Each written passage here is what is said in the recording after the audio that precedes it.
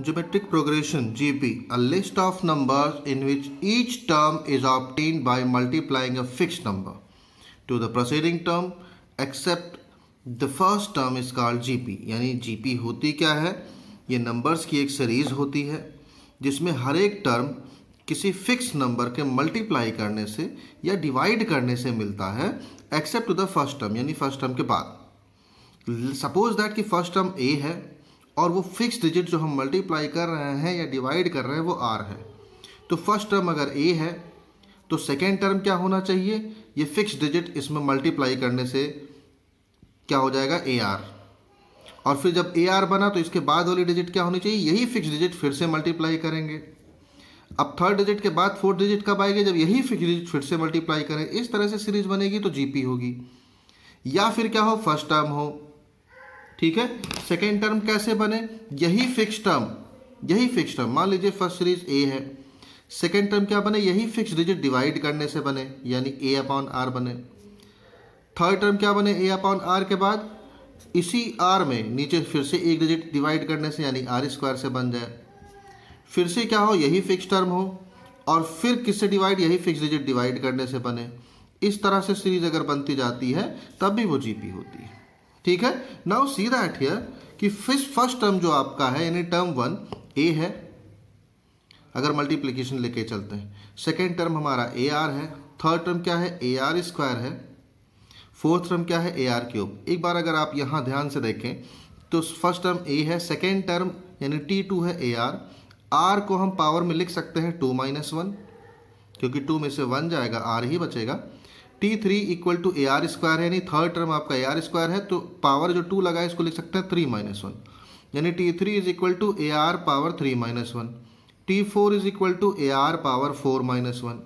T5 is equal to AR power 5 - 1। तो अगर हम 5 की जगह n लिख दें तो Tn equal to AR power n - 1। यानी अगर GP सीरीज में n टर्म्स हैं तो nth टर्म का फार्मूला हो जाएगा AR पावर n - 1, याद रखिएगा। और वो nth टर्म क्या है? अगर सीरीज का लास्ट टर्म है तो लास्ट टर्म nth टर्म होगा और वो क्या हो जाएगा? AR power n - 1। ये तो था बिगिनिंग से nth टर्म निकालने का। अब मान लीजिए सीरीज आपको दी है, लास्ट टर्म L है और कहा जा रहा है कि लास्ट से nth टर्म निकाल लीजिए।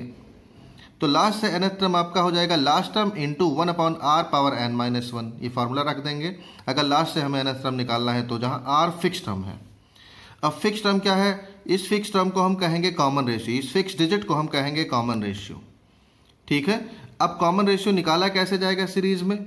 सेकेंड टर्म को अगर फर्स्ट टर्म से डिवाइड कर दें तो A और A कट जाएगा, R बचेगा। ऐसे थर्ड टर्म को अगर सेकेंड टर्म से डिवाइड कर दें तो AR कट जाएगा, R बचेगा। यानी अगर आपको कॉमन रेशियो निकालना है तो second term divided by first term, या फिर third term divided by second term, या फिर fourth term divided by third term, ऐसे ही आप डिवाइड करते हुए चले जाइए, कॉमन रेशियो मिल जाएगा। काफ़ी क्वेश्चन ऐसे मिलेंगे जिसमें आपको चेक करना रहेगा कि ये GP सीरीज है नहीं है या नहीं है। तो टर्म्स देख लीजिएगा, सेकेंड को फर्स्ट से डिवाइड कीजिएगा, वही वैल्यू आ जाएगी जो थर्ड को सेकेंड से डिवाइड करने पर आएगा। ये भी उसी के बराबर होगा जब आप फोर्थ टर्म को थर्ड से डिवाइड करेंगे। अगर इस तरह से चेन बनती चली जा रही है तो वो GP सीरीज होगी, ठीक है। अब मान लीजिए कि क्वेश्चन ऐसे दिया है कि 3 टर्म्स आर इन GP और पता नहीं है कि कौन से टर्म GP के हैं, तो वो 3 टर्म आप कौन कौन सा लेट करेंगे? मान लीजिए A है तो A के बाद वाला टर्म क्या होता है? AR। A के पहले वाला टर्म क्या होगा? A/R रहा होगा, तो A/R में जब R से मल्टीप्लाई करेंगे तभी तो A आएगा। तो 3 टर्म मानना हो तो A/R, A और AR लेट करेंगे। और अगर 4 टर्म आपको मानना है कि 4 नंबर्स हैं, पता नहीं है 4 नंबर्स कौन कौन से वो GP में हैं, तो आप ये लेट करेंगे AR पावर क्यूब, यानी A/R power cube, A/R, AR और AR³। अगर 5 टर्म आपको लेट करने हैं तो A/R², A/R, AR, AR², इस तरह से लेट करते हुए चले जाएंगे। अब कुछ एक न्यूमेरिकल्स देख लेते हैं। मान लीजिए ये सीरीज हमें दी गई है 1/6, 1/3, 2/3, इस तरह से। कॉमन रेशियो हमें निकालना है, तो कॉमन रेशियो में क्या करेंगे? जो सेकेंड टर्म है 1/3, इसको डिवाइड कर देंगे फर्स्ट टर्म से, यानी second term by first term. हमने डिवाइड किया तो ये ट्रांसपोज हो जाएगा, 6 ऊपर आ जाएगा, 3 नीचे। डिवाइड किया कितना आ गया? 2। तो कॉमन रेशियो कितना आया? 2। अब यहाँ आप देख रहे हैं कि थर्ड टर्म हमारा 2/3 है, तो अगला नेक्स्ट टर्म यानी फोर्थ टर्म क्या आएगा? जब इस डिजिट में यानी 2/3 में फिर से हम कॉमन रेशियो यानी फिक्स डिजिट मल्टीप्लाई करेंगे। जीपी में आपने पढ़ा है कि प्रेसिडिंग टर्म कब आता है, जब कॉमन रेशियो हम मल्टीप्लाई करते हैं। तो 2/3 में हम फिर से 2 से यानी आर की वैल्यू 2 आई है मल्टीप्लाई करेंगे, 4/3 आ जाएगा। ये अगला टर्म होगा इस सीरीज़ का। ऐसे ये सीरीज़ दी गई है, इंपॉर्टेंट है। फर्स्ट टर्म आपका √3 है, आर निकालना है तो सेकेंड टर्म को फर्स्ट टर्म से डिवाइड कर देंगे, 1/3 आ गया है। हमें nth टर्म अगर निकालना है, ठीक है, if you have find nth term suppose that, तो nth टर्म का फार्मूला क्या है, AR पावर n-1, ठीक है, AR पावर n-1 फार्मूला है।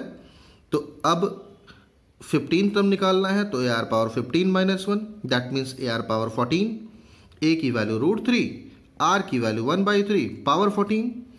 √3 का मतलब होता है 3 पावर हाफ, ये 3 अपॉन में है 3 पावर 14, 3 पावर हाफ नीचे लाएंगे तो 3 power 14 into 3 power half, 3 power minus half हो जाएगा। बेस इक्वल है, पावर सब्ट्रैक्ट हो जाएंगे तो आ जाएगा 1/3 पावर 14 माइनस हाफ। सॉल्व करेंगे 1/3 पावर 27/2। इसको हमने मिक्स फ्रैक्शन में चेंज किया है तो 1/3 पावर 13 इंटू हाफ, 1/3 पावर 13 अलग हो गया और 3 पावर हाफ की वैल्यू होती है √3। ये आंसर आ जाएगा 15 टर्म का, ठीक है। इसी तरह से ये वाला क्वेश्चन मैंने सॉल्व किया, आप देख लीजिएगा इसको। अब मान लीजिए क्वेश्चन है कि जिसमें थर्ड टर्म दिया है, 6 टर्म दिया है और हमें 10th टर्म निकालना है। तो थर्ड टर्म क्या होता है, AR पावर 3-1 यानी AR पावर 2, कितनी वैल्यू दी है 24। 6 टर्म क्या होगा, AR पावर 6-1 और ये कितना दिया है 192 यानी AR पावर 5 इक्वल टू 192। अब AR पावर 5 को हम डिवाइड कर दें AR स्क्वायर से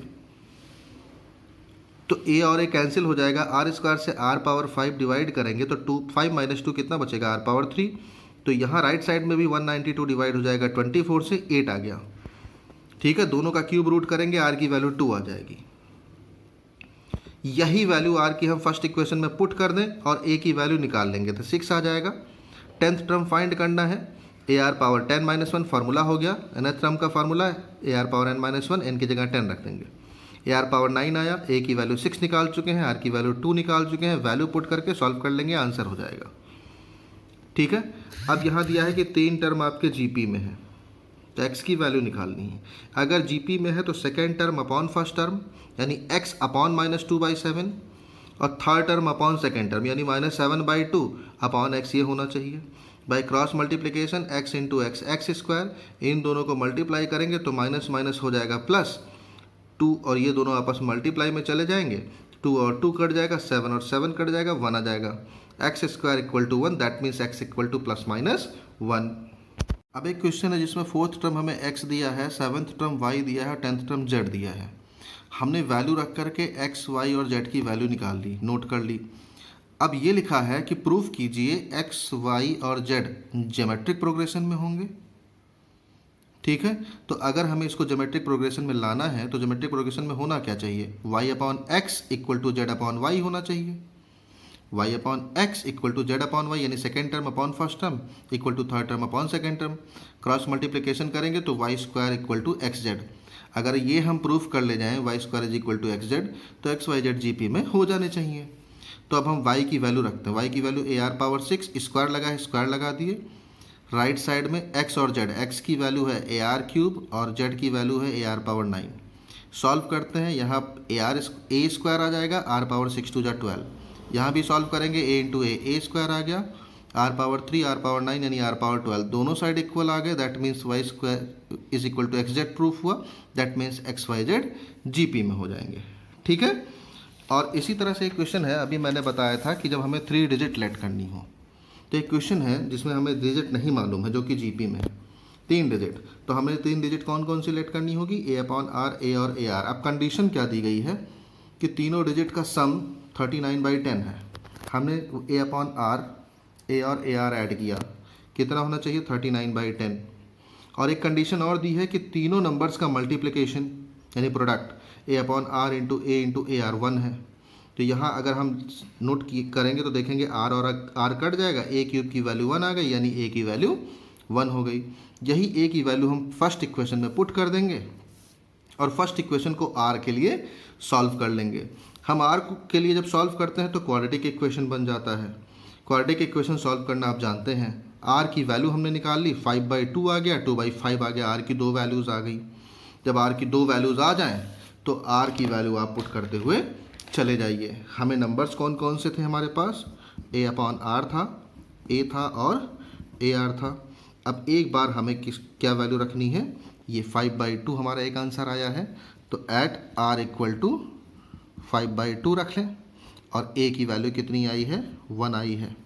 ठीक है, यहाँ पर अगर हम वैल्यू रखेंगे तो हमें पहला आंसर मिलेगा, a की वैल्यू 1, r की वैल्यू 5/2, a की वैल्यू 1 और ar में a की वैल्यू 1, r की वैल्यू 5/2। ये आपका टर्म पलट जाएगा, 2/5 आ जाएगा, ये 1 आ जाएगा और ये 5/2 आ गया। ये पहला आंसर हो गया। इसी तरह से दूसरा आंसर हमारा आया है r का 2/5। r = 2/5 रखेंगे और a = 1 रखेंगे। किसमें, इसमें a की वैल्यू 1 रखेंगे और r की वैल्यू 2/5 रखेंगे। a लिखा हुआ है, a की वैल्यू 1 है, फिर ar है, a की वैल्यू 1 है और r की वैल्यू 2/5 है। इसको सॉल्व करेंगे, पलट जाएगा, 5/2, 1, 2/5, ये आंसर आ जाएगा। तो डबल आंसर हमारे आ जाते हैं।